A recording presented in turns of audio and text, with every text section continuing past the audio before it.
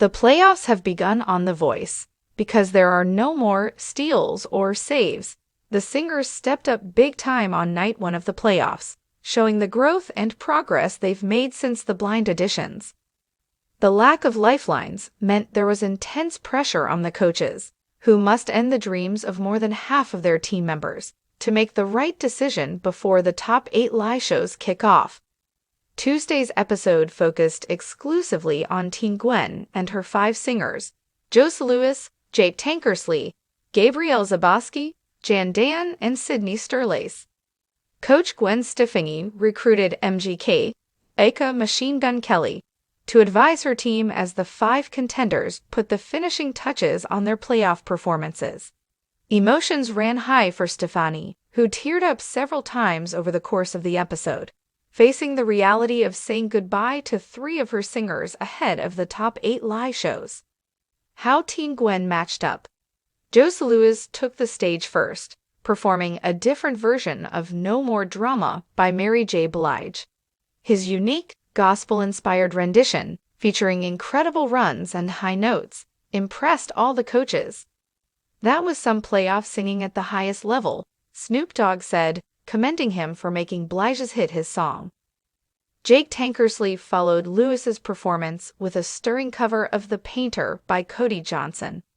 By the end of the song, Tankersley was filled with emotion, and he nearly got choked up, impressing the coaches. Stefani said Tankersley's strength was the authenticity that came through in his performance. You could see it on stage. Gabrielle Zaboski sang a piano version of Listen to Your Heart by Roxette, and during rehearsals, MGK advised her to be more one with the song and less in her head. Be consumed in this. This is life or death, he said. Although Zaboski's playoff performance was rocky, with her nerves getting the best of her, Reba McEntire was hopeful about her future. Once you marry that voice of yours and what comes out of your eyes, you're going to be unstoppable. Jan Dan selected Kansas' Dust in the Wind for his playoff song, and his unconventional selection surprised everyone, including Stefani and MGK. He has that super odd recipe that you wouldn't think go together, MGK observed during rehearsals. It's like jalapenos and ice cream, but he's making it work. It's weird. His R&B take on the Kansas classic worked to his benefit, and his performance moved Stefani to tears. He's a painter with his voice, she said of Dan, whom she called her wild card. Last but not least, Sydney Sterlace took the stage to perform Betty by Taylor Swift. Even though Sterlace is 15 years old, MGK was visibly impressed by her vocal abilities in the run-through. She has all the checks of what you need in a singer.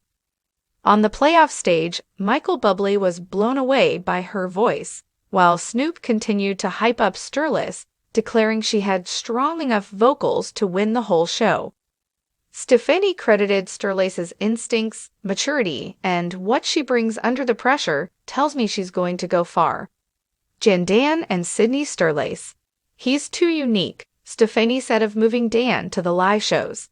He has so much taste, and he has such a perspective that I want to give him that opportunity to share that with America in the live shows. Stefani's decision to keep Sterlace was just a gut feeling, she admitted, after almost crying while making her selection. She moves me. She gets on that stage, and I want to see more. Looking ahead to next week, the playoffs continue. We're in for a wild ride, with Team Reba and Team Snoop up next. McEntire confessed she was already dreading the experience after seeing Stefani go through a roller coaster of emotions. The Voice journey continues with the live shows just around the corner. Please don't forget to like, comment, share, and subscribe to my YouTube channel Jaxcey N24. Thank you for watching.